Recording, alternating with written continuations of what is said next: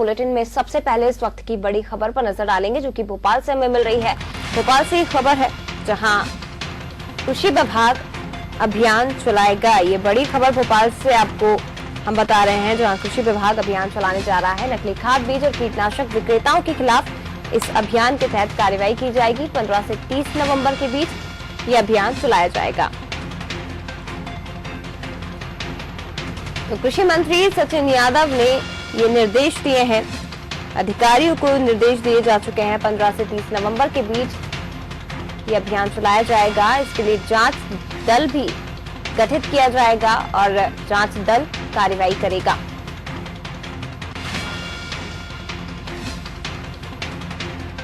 तो नकली खाद, बीज, कीटनाशक विक्रेताओं के खिलाफ कार्रवाई की तैयारी में है अब सरकार, और 15 से 30 नवंबर के बीच ये अभियान चलाया जाएगा। इसके साथ ही कृषि मंत्री सचिन यादव ने अधिकारियों को इस संबंध में निर्देश जारी कर दिए हैं।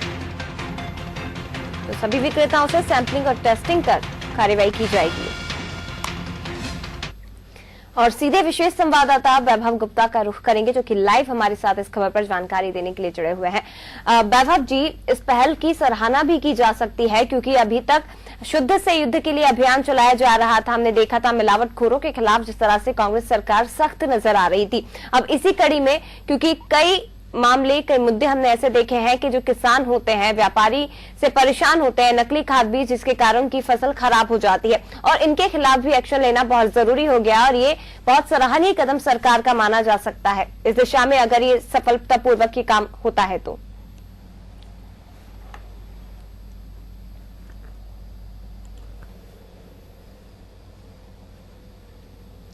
बिल्कुल जो है, कमलनाथ सरकार के द्वारा शुद्ध के प्रति युद्ध एक अभियान चलाया जा रहा है। सबसे पहले खाद्य विभाग के द्वारा इस अभियान की शुरुआत की गई थी, और कि जिस तरह से मिलावटखोरों का जो आतंक होता है पूरे प्रदेश भर में हो गया था, चाहे नकली मावा की बात की जाए, नकली दूध की बात की जाए, नकली तेल की बात की जाए, तो हम जो उत्पाद खा रहे थे, हम जो मिठाइयाँ खा रहे थे, वो मिलावटी मिठाइयाँ थी, और इससे कैंसर जैसे रोग हो सकते हैं। क्योंकि जब परीक्षण किया गया था, जब मिलावटी दूध का, मिलावटी मावे का, तो उसके बीच तो उसके अंदर डिटर्जेंट मिले थे, कई तरह के रासायनिक पदार्थ मिले थे। तो जो रासायनिक पदार्थ थे उसका जब टेस्ट किया गया तो सामने आया कि इन मिठाइयों को खाने से आपका जो स्वास्थ्य है, आपकी जो पाचन की जो प्रक्रिया होती है वो तो खराब हो गई, साथ ही इसको स्लो पॉइजन की संज्ञा भी दी गई थी कि आप मिठाई के रूप में धीरम जो स्लो पॉइजन होता है वो खा रहे हैं। तो शुद्ध के प्रति युद्ध एक अभियान तो चला ही रहा है। इसके साथ ही जो कृषि विभाग है उसने भी इसमें एक सक्रिय भागीदारी निभाते हुए अपनी जो भूमि होती है, उसके साथ ही जो फसल होती है, उसको बचाने के लिए शुद्ध के प्रति युद्ध अभियान की शुरुआत की है। 15 से 30 नवंबर तक इस अभियान को चलाया जाएगा। कृषि मंत्री का साफ तौर पर कहना है कि कई बार नकली खाद, बीज और कीटनाशक के चलते जो फसल है वो खराब हो जाती है। इसके साथ ही जो उर्वरक क्षमता होती है भूमि की वो भी खराब होती है, और जब फसल कम उत्पादन होता है तो कई बार किसान आत्महत्या भी कर लेते हैं। ऐसे में जो नकली खाद बीज बेचते हैं, जो नकली कीटनाशक रसायन बेचते हैं किसानों को, उनके खिलाफ भी कड़ी से कड़ी कार्रवाई की जानी चाहिए। हालांकि अब तक 6,500 सैंपल का टेस्टिंग की जा चुकी है। इसमें से करीब 400 जो टेस्ट किया गया उसको अमानक पाए गए। इसके साथ ही जो दूसरी बात बताई जाए कि 5 जो कंपनी प्रमुख हैं जो कीटनाशक बेचते हैं पूरे प्रदेश भर के बाजार में, उनके प्रमुखों के खिलाफ प्रकरण दर्ज किए गए। इसके साथ ही 7 से ज्यादा कंपनियों को अब तक कृषि विभाग के द्वारा ब्लैक लिस्टेड कर दिया गया है। तो व्यापक तौर पर कार्रवाई की जाएगी। मध्य प्रदेश में जितने भी खाद, बीज और कीटनाशक का व्यापार करते हैं उन सभी से सैंपल कलेक्ट किया जाएगा, फिर उनकी टेस्टिंग कराई जाएगी।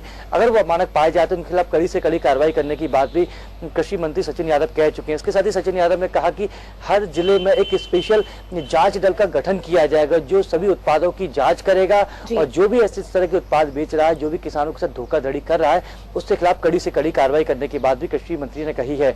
उन्होंने समीक्षा बैठक के दौरान कृषि विभाग के अधिकारियों को साफ बताया कि जिस तरह से कमलनाथ सरकार चाहती है कि चाहे किसान हो, चाहे प्रदेश की जनता हो, उनको शुद्ध उत्पाद मिले, चाहे वो खाने का सामान हो, चाहे फसल की बात की जाए, चाहे कीटनाशक की बात की जाए, चाहे फसल की बात की जाए, चाहे रसायन की बात की जाए, तो जो भी मध्य प्रदेश का किसान खरीदता है, जिसकी वो पूरे पैसे चुकाता है, उसको शुद्ध उत्पाद मिले।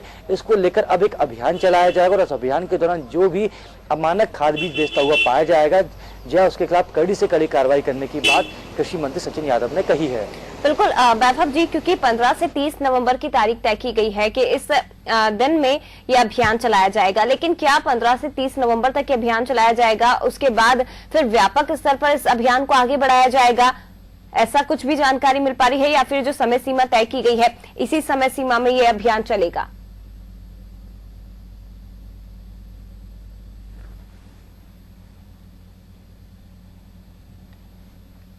समय सीमा जो कि 15 से लेकर 30 नवंबर तक की बात, इस अभियान को चलाए जाने की बात सामने, इसमें व्यापक तौर पर पूरे प्रदेश भर में अभियान चलाया जाएगा।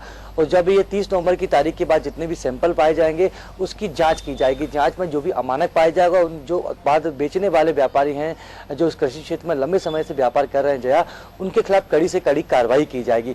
जब 30 नवंबर के बाद जब ये अभियान समाप्त हो जाएगा तो औचक तौर पर निरीक्षण किया जाएगा। जो कृषि विभाग के अधिकारी हैं, जो जांच दल, विशेष जांच दल गठित करने की बात सामने आई है जया, ये जो जांच दल रहेंगे ये पूरे प्रदेश भर का दौरा करेंगे। जो जिले होते हैं, जो ग्राम स्तर पर जो छोटी छोटी दुकानें होती हैं, उनकी भी जांच की जाएगी। इसके साथ ही जो कीटनाशक रसायन इन फैक्ट्रियों में बनाए जाते हैं, फैक्ट्री की भी जांच करने की बात सामने आ रही। इस पर सचिन यादव ने स्पष्ट रूप से कहा है कि जिन फैक्ट्रियों में कीटनाशक बनाए जाते हैं, खाद बनाई जाती है, वहां की भी जांच की जाएगी। और जो मिलावटी बीज की सामने आ रही है, मिलावटी बीज खुले बाजार में बेचे जा रहे हैं, तो ऐसे जो खुदरा व्यापारी हैं उनके खिलाफ भी कड़ी से कड़ी कार्रवाई की जाएगी। कृषि मंत्री सचिन यादव ने स्पष्ट कर दिया है कि हमने केवल 15 से 30 तारीख तक, 15 से 30 नवंबर की तक विशेष तौर पर अभियान चलाया जाएगा, लेकिन अब ये अभियान सतत चलता ही रहेगा। चाहे वीकली जाकर जो साप्ताहिक तौर पर जो जांच दल होगा वो दुकानों के पास पहुंचेगा। इसके साथ ही सबसे अच्छी बात इस अभियान की रहेगी कि किसानों के पास भी जाएंगे। जो जांच दल रहेगा वो किसानों के पास जाएगा, उनसे फीडबैक लेगा कि आप जिस खाद बीज का इस्तेमाल करते हैं, किस व्यापारी से वो खाद बीज ले रहे हैं, और आपको लगता है कि अगर वो मिलावटी है तो उनके बयान भी दर्ज कराएंगे। क्योंकि अगर नकली खाद बीज रसायन खुले बाजार में बेचे जाते हैं, उसका सीधा असर जो भूमि की उर्वरक क्षमता होता है, फसल का जो उत्पादन होता है, इसके साथ ही किसानों पर भी पड़ता है। किसानों की जो आत्महत्या की दर कहीं ना कहीं अगर जो बढ़ रही है तो उसका कहीं ना कहीं जो सीधा तौर पर मान सकते हैं कि जो मिलावटखोरी है, मिलावटखोरी के चलते फसल की उर्वरक क्षमता कम होती है, उसके चलते किसान आत्महत्या करके अपनी जिंदगी खत्म कर लेते हैं। क्योंकि जो उत्पादन होना चाहिए था वो उत्पादन नहीं हो पाता है। तो बैंक से लोन जब किसान लेता है, ये नकली खाद बीज का इस्तेमाल करता है, कीटनाशक का इस्तेमाल करता है, लेकिन उर्वरक क्षमता तो खत्म होती ही, इसके साथ ही सबसे ज्यादा उत्पादन कम हो जाता है। तो किसान बैंक के कर्ज के बोझ तले दब जाता है, अपनी आत्महत्या को कर लेता है। तो ऐसे में कमलनाथ सरकार बिल्कुल नहीं चाहती कि किसानों की आत्महत्या की दर मध्य प्रदेश में बढ़े।